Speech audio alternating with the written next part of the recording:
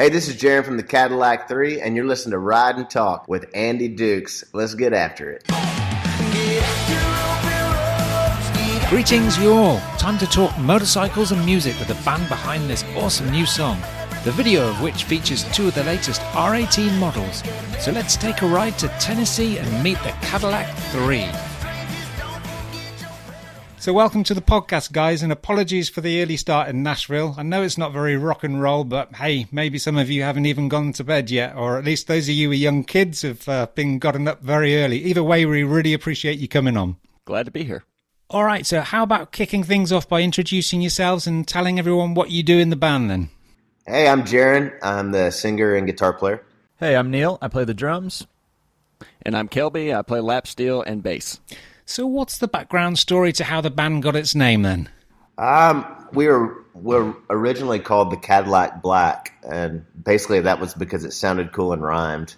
But we kind of got into a little debacle with a band called the Black Cadillacs from Knoxville, Tennessee, and we tried to buy the name from them, couldn't do it. So we said, well, there's three of us, let's change it to the Cadillac Three.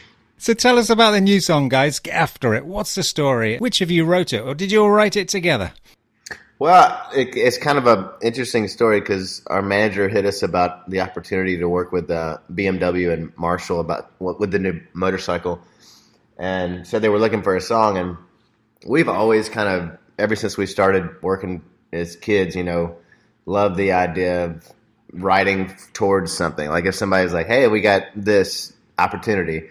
And so we jumped down, they kind of mentioned what they were looking for. And so we jumped down the rabbit hole of trying to create something that would fit for the vibe of the new motorcycle, as well as like something for our brand and the type of music that we make, as well as Marshall speakers. And Get After It's kind of what we came up with. And I think we kind of did a good job on it. We jumped in with a buddy of ours, Zach Kell, and just started writing and had a blast. So what's the actual process then? Because I read somewhere that a lot of the songs that you write are written in your tour bus. Is that like a usual thing, or? Yeah. A lot of them, when we're home, we'll be spending time with family and doing other stuff, writing with other people other than maybe the few of us. And but with this instance, actually, it was one of the first times, I know Jaren and I were saying that when we were writing this song, because we did write it in Nashville, and we did get together at a studio in Nashville, which is kind of the more normal way that a lot of songs get written in town, but not usually the way that we write songs. And so it was the first time we'd done that in a couple of years, probably, partially because we just write most of our songs on the road, and partially because of COVID. But it was fun. It was a pretty easy thing. We started the song, and then I guess we finished it actually on Zoom, because you were down at the beach and I was in Miami at the beach too. So you got to get used to different ways of working and collaborating. But how was the experience of making the music video for Get After It with all those bikes in? I had a blast. I thought it was, I didn't really have to do much though. It's kind of the same thing. Like every time you film a video, the three of us aren't really like huge fans of actually being in the video. Like if it was if we had it our way, like every video would basically be Lego characters of us or puppets, and we could just stay at home. I've seen the puppets. So that's what we try to do. But this one was interesting because it felt kind of like, we had our bus pulled up there that we travel on. So we had our home outside of this place, and we felt like we were a part of something really cool and secret, like this whole thing, because they pulled in this huge truck with the motorcycles in it. You can't see it. There's security everywhere because they didn't want anybody getting a look at the bikes yet. And Kelby, our main guy here, is the only guy in America that's written one. It's pretty cool. And then we go into this cool garage, and it kind of looked like, I don't know if you guys have the American Pickers TV show over there or whatever it is, but it was kind of like that. So you go in this cool garage with all these old cars and motorcycles and stuff, and you're just in there playing the song over and over and over again with a bunch of friends watching you and drinking beer. It was a lot of fun. I had fun with this one. It was good. Yeah, there were some very, very cool cars in the background. Where was that garage then? Was it in Tennessee? Yeah. This is Spring Hill, I think. Yeah, about 45 minutes south of Nashville. Okay, yeah, there's some really, really cool cars. I noticed in the background there was an old MG up on the ramp, I think. I mean, I used to have one of those, and actually that's where it spent most of its life, up on the ramp. But, still a great sports car back in the day. So about music videos, though, just touching on that, are they as important now as they were, say, in the early days of MTV for promoting a band and its music? It's a good question, Andy, because I don't think they are. I mean, you kind of go back to that thing I was just saying, how we don't like doing it. Like, normally if you see like the benefit of something, you're like, oh, I see what we're doing here. But a lot of times it's like, man, there's no real outlet, I mean, you see it on YouTube or whatever, but it was such a different thing with MTV and, even like BET and CMT and all these things. I think CMT still plays a lot of videos, but I don't know. It's interesting. Well, there's so many more outlets now is the thing, with the internet and streaming and just all kinds of things. It's not just, you don't just go to MTV for videos. You go to YouTube, you go to all kinds of different places. So it's just easy to get lost in the mix a little bit, but it's still important just because you still want to promote your band and, partnerships like we're doing. And it's still an important aspect of the whole thing, but Jaren's kind of right. It's like, it's, you don't get quite as much exposure as you may have 20, 30 years ago. And it's a lot of work. It's a lot of work for sure. But yeah, great video to watch. Really enjoyed it. And so Jaren, you were saying that Kelby was the first, or maybe the first person in the States to ride the R18 bagger. Is that true then, Kelby? Yeah, we were on the road the weekend before we shot the video, and management said, hey, so BMW wants you to ride the bike and have an experience with the bike for, and we're going to fly you home a day early so we can go take it out in the rural roads of Tennessee. So I flew back on a Sunday and rode about an hour out into the end of the sticks, and I actually knew some of these back roads, really windy, really pretty wooded roads in Tennessee. And like Jaren said with the video, they kept the bikes in the trailers on either end. They closed a 3-mile stretch of road, and they had a trailer on each side and had tents and covers on it so nobody could see it. And they, pulled it into one of the tents, and they said, okay, so here you go. And I looked at them, and they were awesome. And they said, yeah, you're actually the first person in the United States to be able to ever get on one of these. And I was like, are you kidding me? Because they had come just from Germany straight across the pond to South Carolina, straight to Nashville, and nobody had seen them. So I was actually the very first person in the U.S. to be able to ride it, and which was awesome. So we kind of went back and forth up this 3-mile stretch of road, and you can see it at the beginning of the video. And it was a very special moment. It was very cool. I've got to ask you, what do you think of it then, as a bike? Because, it's almost impossible to keep things secret these days, but they did a good job of it, so... Yeah, they tried really hard. It was awesome. It's, kind of a bigger bike, a touring-style bike, but really comfortable. I was actually surprised also how good it sounded with the Marshall speakers in it, because I've rode some other touring-style bikes that have speakers, and sometimes when you get up to speed and you try to turn it up, you get lost. The volume gets lost. You would think that it would sound, huge and everything, but it actually sounded great going down the road. And then a huge LED, not touch screen, but just a visual screen in front of you that you don't want to pay attention to too much, or you'll get lost in the whole thing. But it was really, it was really a comfortable bike, and it was fun to ride. I'll take one if they want to give me one. That'd be great. So, but no, it was a very, very cool experience. And what about the roads out there in Tennessee? What are they like for motorcycling? I mean, there's a lot. It doesn't take long to get outside of Nashville, and all of a sudden you're basically in the woods. I mean, there's all kinds of different highways and windy roads. 20, 30 minutes outside of town, it gets gorgeous in any direction. So there's plenty of places to ride. And if you want to go take a half-day trip and just go ride 50 miles to go get a beer at some dive bar in the middle of nowhere, you can do that. So it's gorgeous down here. Really love the landscape in Tennessee. And I don't think you necessarily need to answer this one. Anyone can answer this one, Kelby. But why is it that music and motorcycles go so well together? Motley Crue. It's an easy one. I mean, I think it kind of goes to the whole mentality of rock and roll. You always saw like Tommy Lee on the bike riding down a hotel room hallway. Or motel hallway.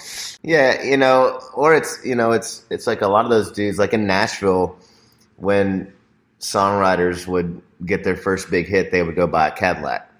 it was just kind of a thing that like Hank Cochran did. Hank Williams, all these people did that stuff. I think in the rock and roll style of things, you get your first hit, you go buy a motorcycle. You know what I mean? So it's kind of, I think they go hand in hand, rock and roll and motorcycles, definitely. And they're in a lot of songs, too. They are indeed, yeah. Symbolic, absolutely. Here's one for you, Neil. I've just finished reading a book by Rush drummer Neil Peart, who back in the day, I think he had his own tour bus with a trailer full of BMW motorcycles, so he could ride them in between shows and discover cool places, rather than flying from gig to gig. Does the idea of that sort of thing appeal to any of you? Yeah, I mean, I know we've talked about it. We're on a bus with one trailer right now, and I think half the reason we have the goal to get to the next bus is so we can have the trailer with all the toys in it, And so I think for Kelby, that'd probably be the motorcycle. I don't know what it would be for Jaren. For me, it'd be like a ping pong table. But, I think it's definitely appealing.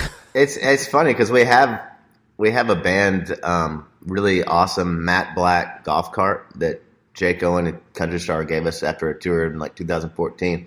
And it just sits in our garage. So at some point, we will have a motorcycle or two, a golf cart, and then we'll have above that, I guess, hanging Neil's ping pong table.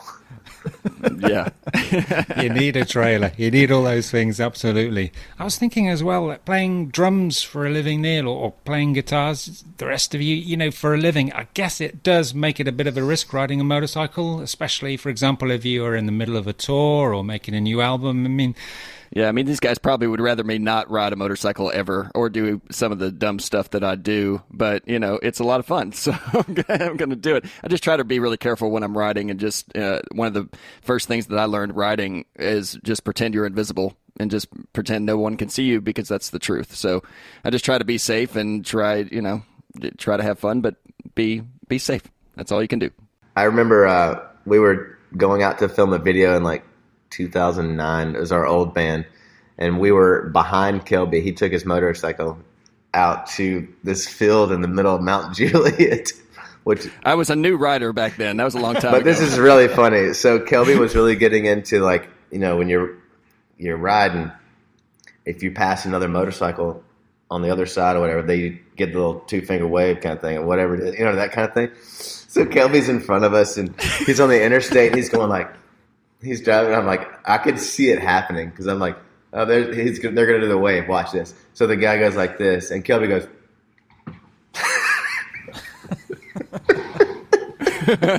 We thought, yeah. We've all been there. I was like, we're about to run over Kelby because we're behind him in a huge fan. Yeah.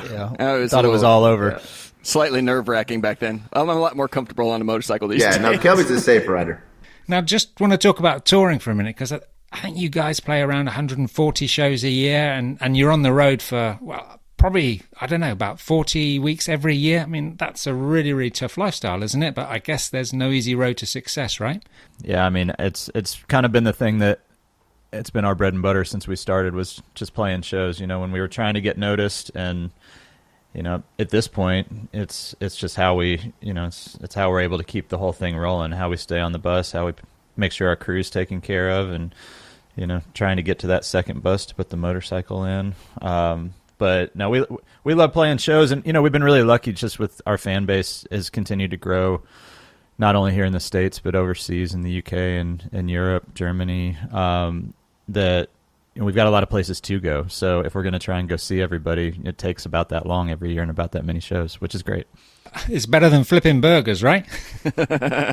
Yeah, anytime we get like, the travel will sometimes bog you down a little bit, flying and stuff. But for the most part, we try to take the bus everywhere. And over in the UK and in Europe, I think it was really fun when we were able to move to buses over there, because they have the double deckers. It's a lot of fun because it's so different. We've been touring the States since we were 18 years old.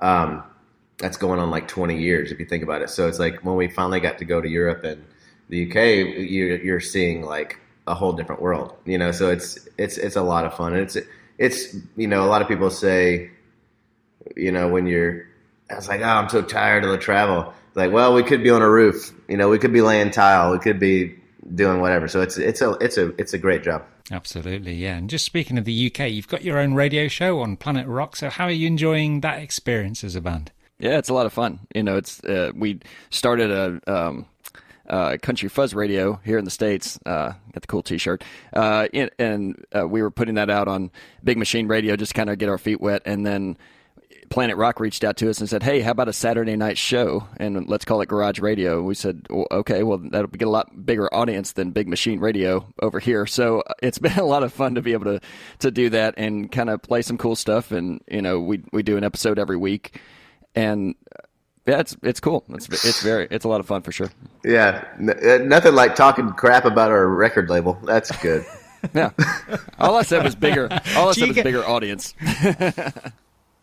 Do you get to pick your own songs for the show? Or? Yeah, it's a team effort with Planet Rock, and it's obviously any radio station. Neil could probably talk more about this than I can, but I'm kind of the funny guy on the radio station. But I think any partnership, you kind of come together and be like, okay, this is what our audience likes, and how do you guys fit in? This is what you guys like, and so we kind of come together and put together a nice little playlist every week.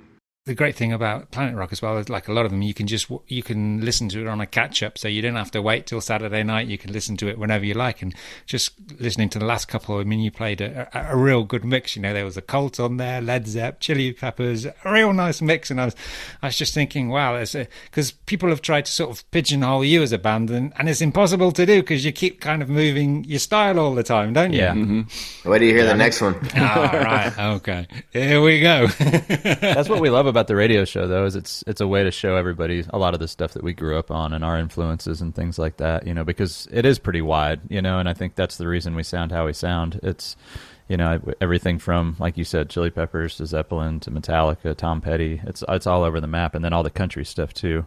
We don't get to play quite as much of that on Garage Radio, but there's a lot of that influence too. Are you educating the rest of the world on the countryside? Saving the world one song at a time, baby. Cadillac Three. And how do you discover new bands? I mean, do you still watch a lot of live music, or do you use Shazam like the rest of us? And whenever you hear a song, I wonder what that is. Man, it's weird. I don't like the Shazam thing. It's like it went away. I don't even think my phone does that anymore. I use it all the time. I tried the other day, and Siri didn't know what the hell I was talking about. She was like, "I don't understand what's happening." I think my favorite part, to answer your question, is when we're playing in a town and we end up at a bar randomly, like a night off or something, and you walk in and there's this amazing artist playing that in Bozeman, Montana or whatever, we would never see, and you're like, wow, so this culture, this thing still exists, because we're always playing shows, we're out, so we don't, we're not going seeking that. So it's pretty fun when you just randomly, stumble upon something. I think the last time I can remember, we were playing in, South Dakota or somewhere. I don't remember where it was, but we all went to this, or it was a show after our show at the same bar. It was a metal show, and two of the bands were from Nashville, and never heard of them. Never heard of them. Walk in, and they knew who we were. And we all hung out, talked all night, and watched their bands, and it was awesome. I still talk to a couple of those guys today, because we exchanged numbers. But that's kind of how we find music, and then your normal like Spotify playlist and stuff that we'll turn on the stoner rock playlist before we're going on at night, on the bus, and I'm like, oh, that's cool, Mississippi Jones or whatever. What's that band? Johnson, 5 Horse Johnston. Oh, 5 Horse Johnson. I was like, oh yeah, So you mentioned them in the radio show, I think, actually, 5 Horse Johnson, yeah. And I think my Shazam moment from the last show that I listened to was actually Clutch. I think it was X-Ray Vision. How did I miss that song? That's a great song, absolutely brilliant. Yeah, so that band's killer. Who chose that song for the show? I did, but it's fun. It's been a fun thing doing the radio show too, because we spend so much time working on our own music and stuff like that it's actually a really good excuse to go and listen to music and find stuff that either we listened to a long time ago and haven't heard in a while, or sometimes we're finding a new thing that we just really dig. And so it's been a cool way to kind of refresh my memory on some of the stuff that I grew up on and loved, and also explore some new stuff. Yeah, fantastic. So can I ask each of you what your favourite movie is about a band or even the music industry? You know, for me, it's like Spinal Tap, maybe, or Almost Famous. It's right up there. Almost Famous. Almost Famous. Yeah, I'd go with you, Andy, on the Spinal Tap. I'm a huge Christopher Guest fan, so it's like anything that guy does, Best in Show, all that stuff. I know that's not about music, but me and my wife were doing something the other day. I don't remember what it was, but I just remember thinking, man, they could make an incredible mockumentary on like just how ridiculous people do things. Like, I don't know. I don't remember what it was, but I was like, man, this would be a great Christopher Guest movie. And she laughed. She said, yeah, I tell you what, look at these idiots, you know? Might still happen. What about you, Neil? Favorite band movie, music industry movie? Yeah, I mean, it is Almost Famous. I mean, that's my favorite one. Definitely the one I've watched the most. It's just, you know, it's when you find yourself on the road, there's so many just little moments that if there was just that camera that was the fly on the wall, they did a really great job in that movie of recreating all of those little things, you know, that a lot of, I think for a music fan, somebody that maybe isn't in a band, they get the full experience, you know, and then for somebody that is in a band, it's kind of, you know, the highs and the lows are all in there. And I think that that's something that is, I mean, it's just very relatable. The Tom Petty Running Down a Dream documentary too. I mean, that's like it's totally relatable as far as what we do. I mean, Almost Famous too, but it's like a glorified version of what we do. But the Tom Petty thing, you see it and you're like, you wake up in Topeka and you ask each other, are we rock stars here? Like Stan Lynch asked Ben Mon or whoever, and they're like, no, not yet, you know? So, I mean, it's very relatable because, you know, we'll wake up somewhere and we'll be like, oh, we sold 500 tickets. And then the next night we sold 2,000 tickets, you know? And so you're like, you never know, man. Yeah, all part of the journey, absolutely. Now, I noticed that you're selling some of your albums on vinyl. Is there a strong demand for this among the fans? Yeah, vinyl's been really great for us. You know, I think we've put out all of our records now on vinyl, and it's definitely, you know, I think CDs are going by the wayside a little bit, but it does feel like vinyl's just continuing to have a resurgence, which has been really cool. We still do CDs too, but the vinyl's, you know, really hot. I think vinyl is kind of like alcohol. It's like the last legal drug, you know, and we're slinging it because it's come back around. I thought that was motorcycling. Well, I mean, you never know, but I think the vinyl thing it's been really fun for us to watch because, you know, growing up I was born in 1980. Growing up, that's all you had was vinyl and cassette tapes kind of, but my parents just had huge vinyl thing. So for us to be part of this new resurgence where it's like something's coming back alive again and people are seeking that out, it's pretty fun. It also allows for a much better display of album cover artwork, doesn't it? So I was wondering who was responsible for like the artistic direction of the band in that way. All three of us, really. Got some pretty cool covers. Yeah, it's collaboration, but it's definitely, that's the lens that we do look through. Like with the Tabasco and Sweet Tea record, it was like what would look cool on a vinyl, you know, and that's where we kind of ended up going in that direction that we did with, you know, which we've never really done that before. Most of our other stuff has been more either just kind of logo or photo based, I think. But yeah, it's cool, you know, and it's, you know, I've got my vinyl collection right over here, and it's all the stuff I grew up on, and then it's cool to be able to have your own records in there too. One day, you know, our kids will be able to go through and be like, "Oh yeah, there's Dad's vinyl. That's cool." Yeah, which I think is awesome. My son's really into our booking agent before he was even born sent us the big yellow Jack White record player, like the Third Man Records record player, and I mean, he'll go down once a week downstairs, change his whole collection that he keeps upstairs, and usually there's about 3 Cadillac records in there, and then there's like Leonard Skinner, Stevie Wonder, you know, and he changes it out every week, and he's really into it, like taking it off, putting it on. He doesn't want to work the needle though because he thinks it's going to scare when it comes on, but It's a lot of fun. Yeah, absolutely. So back to bikes and you then for a sec, Kelby, because you mentioned Marshall earlier. I haven't seen those bikes up close yet. They're not even officially launched at the time of our recording, but I did know about those sound systems. I just wanted to ask you, out of interest, do the amps on the bikes go up to 11? Yeah, they do. Yeah, 11. They might even go to 12, you know. But yeah, no. See, but these go to 11. But these go to 11. This goes to 11. Yeah, they did get actually very loud. I did turn them up as loud as they would go just to see, and they got extremely loud. So it was very cool. I think a good analogy between music and motorcycling is that you never stop learning and you always need to practice in order to hone your skills. So I wanted to just ask Neil, what advice would you give to bands starting out on the hard road to success?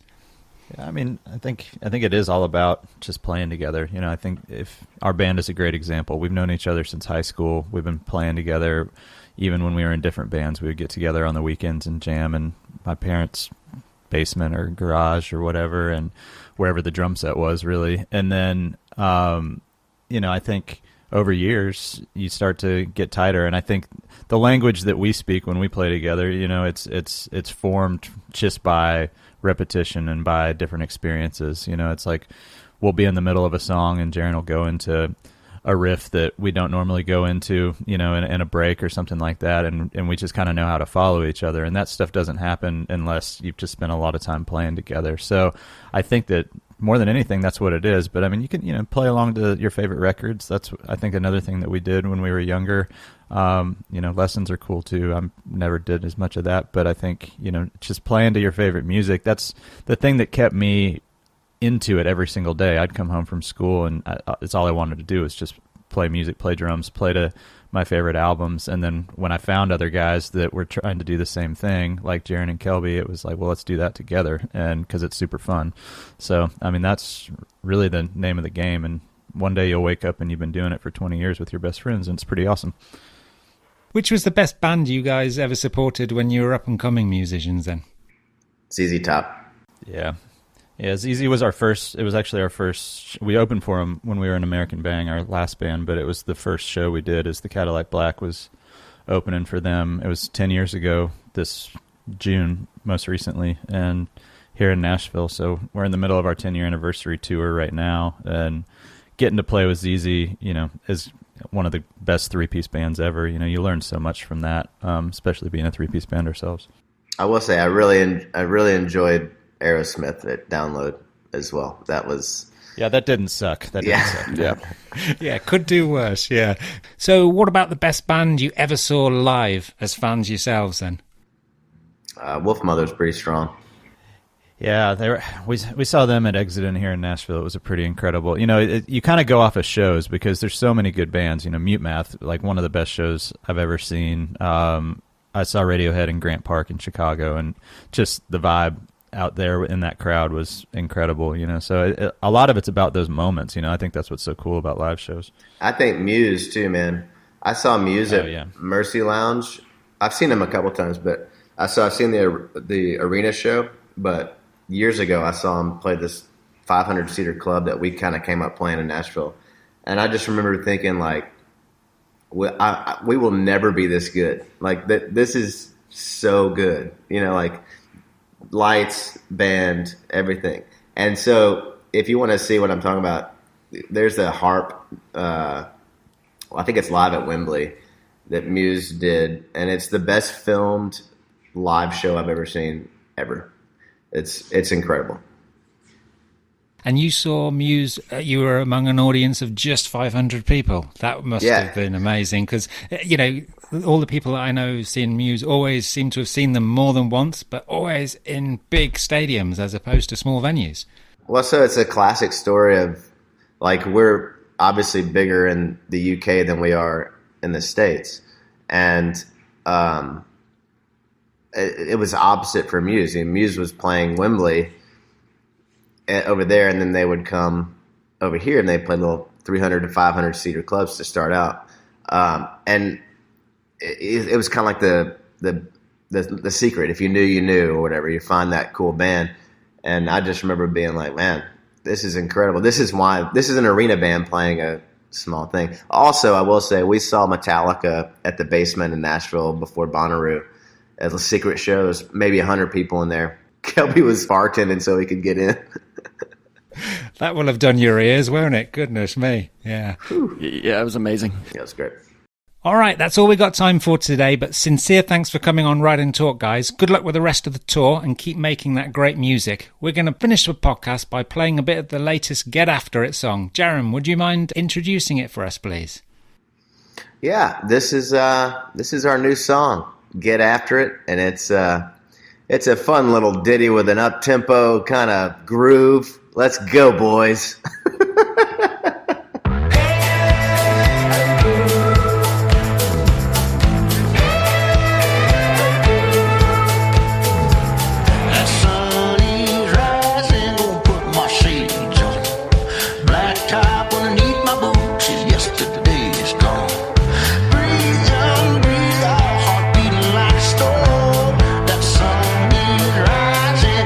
One, two, three.